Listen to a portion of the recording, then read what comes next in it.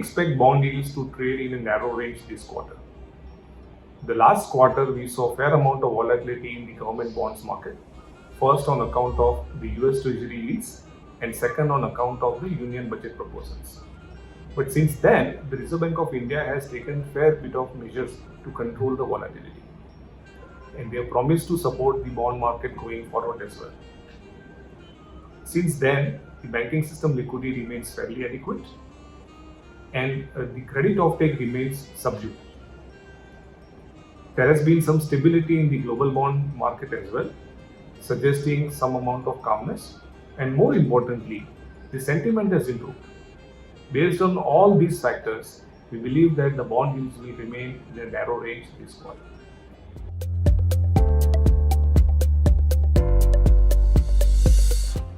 India's macroeconomic landscape appears fairly benign and supportive of stable yields in the near term. The inflation is likely to average 4.5% in calendar year 2021, despite sticky core inflation. However, we expect the Reserve Bank of India to focus steadfastly on the revival of the economic growth and likely tolerate higher inflation in the near term.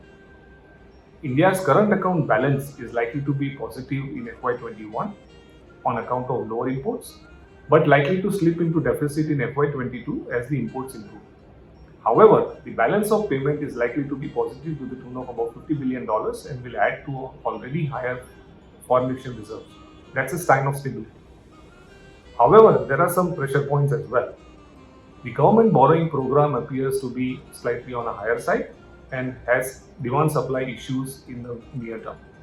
Having said that, we believe that the Reserve Bank of India will fairly control the demand-supply dynamic on account of the OMO bond purchases. On the other side, the improving economic outlook will also result in higher tax revenues and thereby reduce the pressure on the government's demand for funds through the market borrowing. The debate in global markets about upcoming inflation is getting shriller. One side of the market participants believe that the inflation is likely to be cyclical and not being worried about. However, there is another section of the market who believes that the inflation increase could be structural and thereby pressuring yields in the global markets. We are closely following these emerging trends. Apart from that, we are also focusing on the recent increase in crude oil prices and increase in the industrial commodity prices and its impact on the purchasing power managers' input costs and the core inflation going forward. We are also following the second wave of COVID-19 and its impact on the economy and the government's finances. But by and large, it's a pretty picture as of now.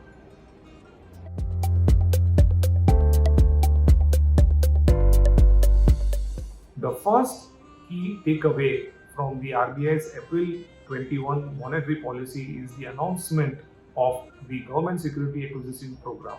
The Reserve Bank of India has clearly surprised the bond market participants with this program and announcing to purchase about 1 trillion rupees worth of security from the open market in the first quarter itself.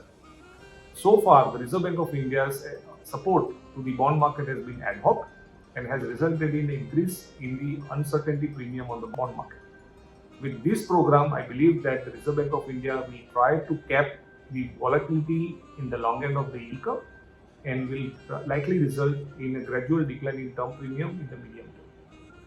The second important takeaway is the RBI's change of style from a time-based monetary policy guidance to an outcome-based monetary policy guidance. This subtle change, we believe, will provide the Reserve Bank of India with more credibility and flexibility to maneuver during such difficult times. However, the most important key takeaway is that the Reserve Bank of India's body language remains extremely positive despite such high borrowing program, and that's a good news for the bond market.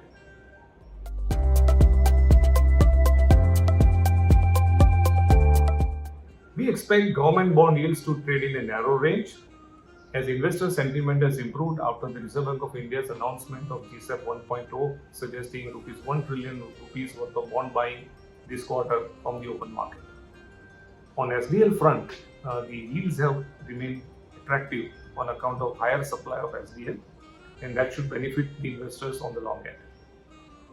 The credit spreads of AAA rated PSU have been tightened significantly on account of higher demand and lower supply in the last quarter of financial year 2021. The credit spreads, particularly on the 3-year and 5-year spot, has been significantly tighter as compared to long-term averages. We expect this spread to normalize in the next 2 quarters as the supply improves.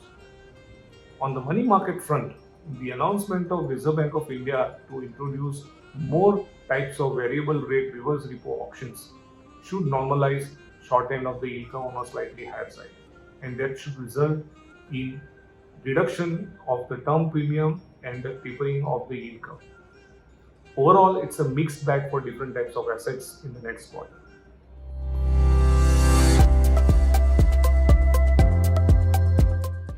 It's always a bit tricky to make investment calls towards the fag end of the interest rate cycle. The current term structure of interest rates and the development in the global bond market suggest that investors should expect a low single-digit return from the bond market in FY22. With inflation averaging at around 4.5%, investors at the short end, particularly up to 2 to 3 year segment, should expect negative real return in FY22, just like last year. Investors with at least 2 years of investment horizon should consider investing in AAA rated PSU bonds to benefit from the steepness in the yield curve, particularly 5 to 10 year segment. This segment of the yield curve not only will provide investors with higher carry, but also mitigate from the potential price impact that might happen when the interest rate cycle turns. Happy investing.